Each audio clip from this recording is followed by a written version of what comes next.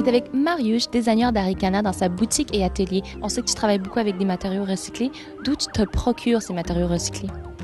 Bien, écoute, les matériaux, on les trouve un peu partout. C'est sûr qu'on a des endroits maintenant, des endroits chouchous, qui sont des centres de tri. Ce sont des endroits où ils trient tous les vêtements que l'Armée du Salut n'a pas vendus ou que les Emmaüs n'ont pas vendus. Si par exemple, moi j'ai un manteau, est-ce que tu pourrais faire quelque chose avec? Il y a beaucoup de monde qui nous demandait pour recycler leurs anciens vêtements de cuir. Et là, on était plus spécialisé fourrure. Donc là, maintenant, on va avoir, je pense que c'est 65 morceaux à peu près dans la collection d'été qui vont pouvoir être faits dans les cuirs des gens. Comment ça fonctionne si tu décides de faire des mitaines avec ça, des bottes? Comment ça fonctionne? Bien, lui, c'est une catégorie B. Donc, catégorie B, en général, ça va faire l'intérieur d'un chapeau, ça va faire un sac à main. La catégorie A, c'est le devant du chapeau. Là. Nous, on est très reconnus pour nos belles chapkas, nos beaux chapeaux d'aviateur. Donc, on met le A en avant, puis le B va aller sur les côtés ou en dedans. Ça, on a tout fait des fiches techniques.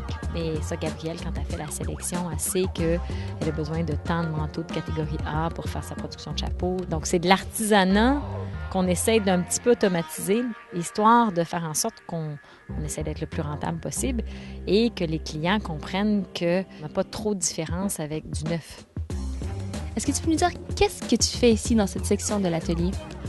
Bien, dans le petit atelier ici, on ne fait pas toute la production. Des fois, les gens pensent qu'on fait la production. Ici, on fait tout le département sur mesure. Donc, les gens qui arrivent avec le manteau de la mer, les petites modifications pour les rendre plus fashion, plus fun.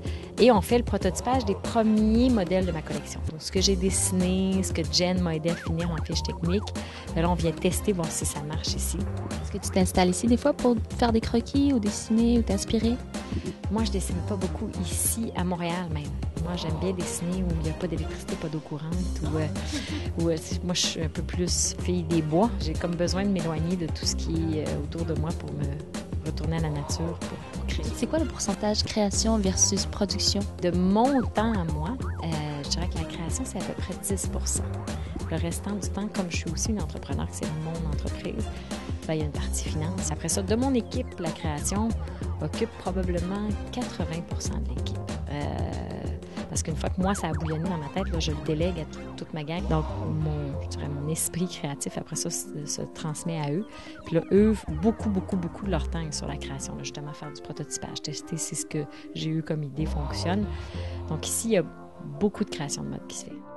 Merci beaucoup, Mariusz. Merci.